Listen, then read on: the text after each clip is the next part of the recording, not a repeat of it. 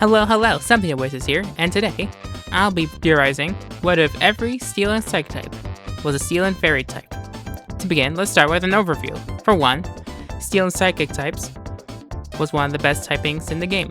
With only having two weaknesses, Fire and Ground, it was a force to be reckoned with. However, by Generation 6, it gained two more, Dark and Ghost, which was particularly bad by the fact that Knockoff also got massively buffed, with it getting 65 base power. In addition, you get a 1.5 boost every time you knock off an item. In addition, you also had Pursuit, which now can target these things and eliminate it from the game entirely. And then obviously by later gens, you also had Ghost Spam, with powerful ghost types that spam Shadow Ball. And that's not really particularly well with these Steel and Psychic types. So, to begin, I'll be going over every single one of these Steel Psychic types, Bronzong, Metagross, and Jirachi, to see how well they'll do with the Steel and Fairy type. I'll not be going over the newer mons such as Solgaleo, Dustmane no Crozma, as well as Iron Crown, because I don't really particularly know about them. If you want to theorize how well they'll be with the Steel Fairy type, you're more than welcome to do that in the comments, but I'll not be going over those mons. To begin, let us start with Bronzong.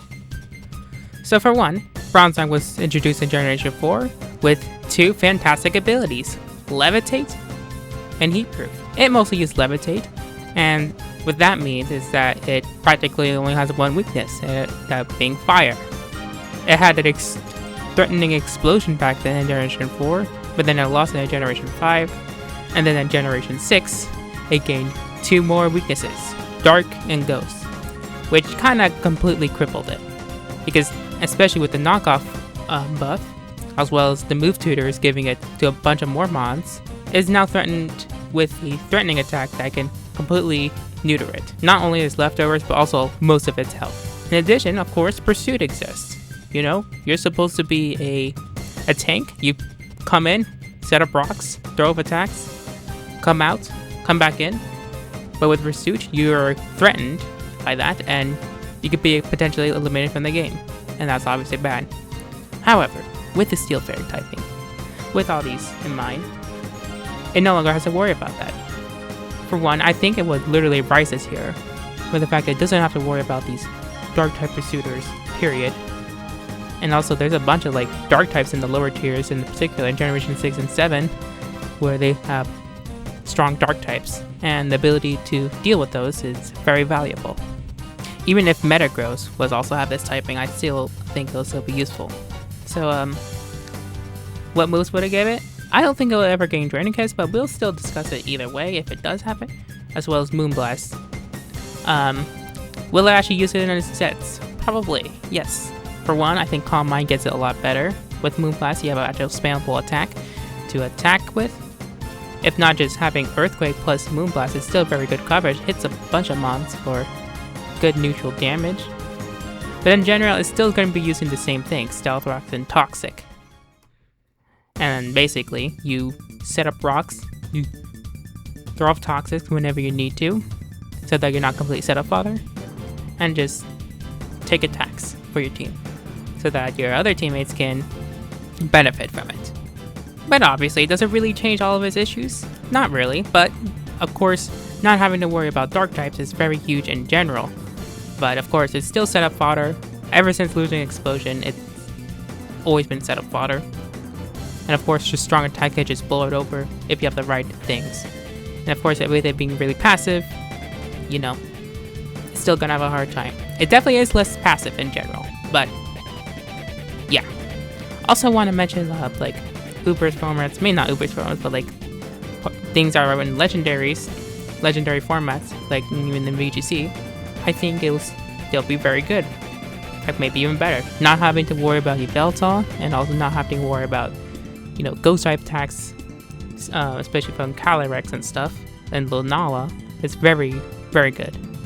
Of course, you're now a Steel Fairy type, and that's kind of a problem if you want to resist Steel type attacks from something like Dustmane or, Zacian, but I don't think you're really specifically made to take on those attacks. Okay, so as for other gens, I think I want to mention Generation 8, where it gained maxes body press, I think with Body Press, Calm Mind, and Iron Defense, plus maybe Draining Kiss, it is definitely a threat if you let this set up. Yeah, and it exists now. Assuming you actually get Draining Kiss. It is actually a threatening set you can have with this. You can also do it in a Scarlet Violet too.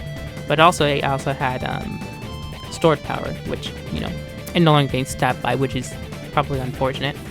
Will it probably use it here? I think so. It did lose Toxic in this gen. It usually runs like Psychic Noise just to mess with people's healing. But it probably wouldn't run that, it would probably just run Moonblast and might run Draining Kiss, stuff like that. But in general, I think Bronzong does get a little bit better. Does it really solve any of its issues? Not really, but could it brace up to OU? Possibly not. I think the highest it'll be is probably UU. Because, like, in general, its passiveness is just not the greatest. But massive improvement for Bronzong. And not having to worry about those dark types and, of course, ghost types is huge. Next up, Metagross. This will be pretty much the same thing as kind of Bronzong. Sometimes it also runs Stealth Rocks as is when it does to support his team, but also Choice Band. And of course, Play Rough. Choice Band plus Play Rough, you got some strong attacks. Base 90 base power, with coming from a 105 attack stat, is very strong. In addition, obviously its defensive typing gets a lot better. Could it even be OU in its Generation 6? Even with Metagross? Possibly. Its defensive typing is just so good, like, you just slap it on a team and, like, use another Mega. That's also a possibility. But obviously, it does have its own Mega, and it's still in its generation. It's still in OU, Mega Metagross. And with Tough Claws and Play Rough as another stab, it's actually very strong with this. It does lose out on Zen Headbutt, which is unfortunate, and that's usually its main attacking move, alongside other coverage. Which, I mean, could make it more vulnerable to certain mons, but, you know, still Play Rough is still very strong. Also, being immune to Dragon, it just has more defensive utility as well. And also, I mean, the biggest thing, obviously, for this thing, not having to worry about Pursuit, not having to worry about Sucker Punch, a priority move that would completely mess it up, that's huge. Of course, in, you know, lower tiers, not having to worry about those things is very nice.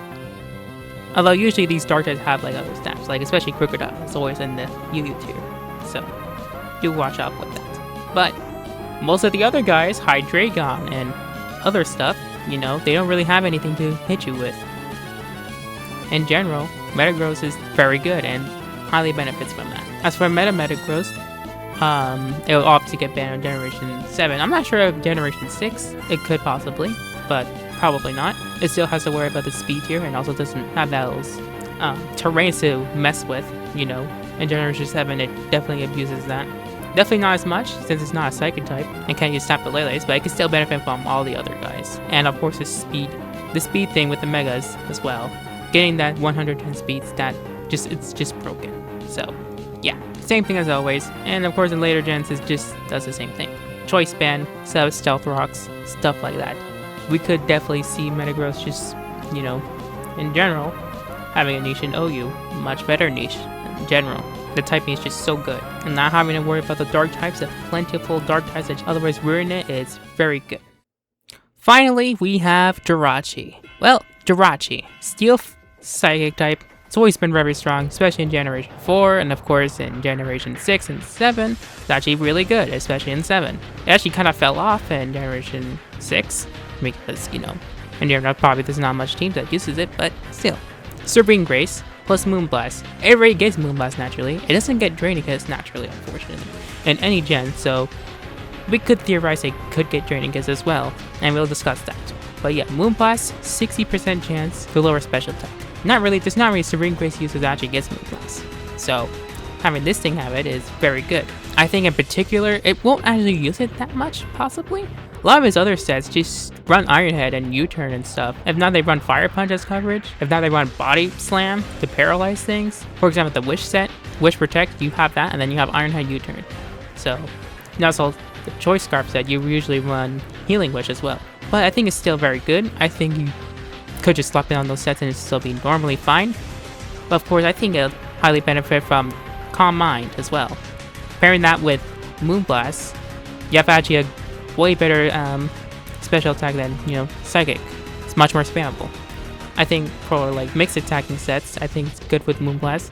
Usually it doesn't really care about those things because it's fairly weak. You'd rather use other strong special attackers, but Moonblast is still plenty strong. It's like 15 base power higher than Iron Head. And you can just run a bunch of coverage moves and just have it. Yes. As for how well it would do in these generations, I think in Generation 6 it definitely benefits from this.